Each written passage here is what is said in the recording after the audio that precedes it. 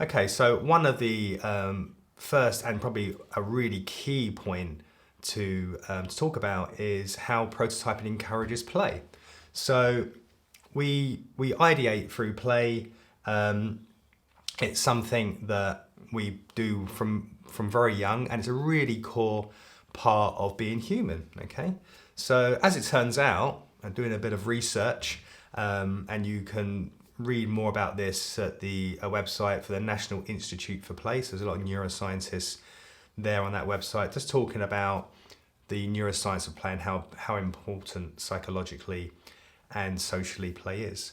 So it turns out we've got these particular neurons, this kind of like section of our brain in the midbrain, which they kind of defined as play circuits. And play circuits, as I said, it is a core part of being human. You know, when we grow up, we develop all of our social skills through play, and actually play and the play circuits and the neural pathways between our midbrain are actually connected to our higher brain functions as well. So those connections are actually made as we play when we're younger.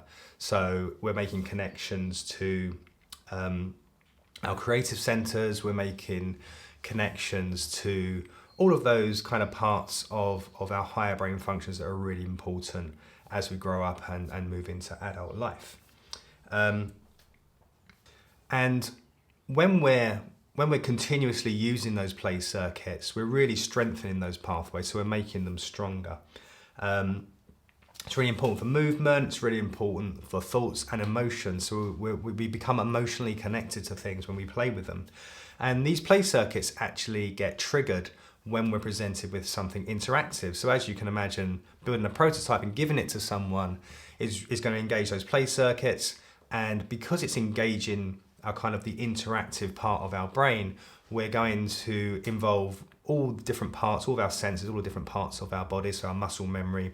We're going to be using all of our senses, touch and sight and sound, and thinking about the ergonomics as well. And that's kind of work on two levels. One, that's going to be really great when we're showing a prototype to somebody, maybe a stakeholder, and they can kind of really experience it, and they can start to think about things that maybe they wouldn't think about if they were just looking at a screen in Figma, kind of in a presentation, so passively kind of watching something. And then the other part is for the designer, so it's the creative side of it. It's like when you start to prototype, you just come up with more ideas. So you know, you can really explore all of those ideas, and I always come up with a lot more ideas when I'm prototyping than I do when I'm passively designing. So in short, we'll experiment and generate more ideas when we're playing.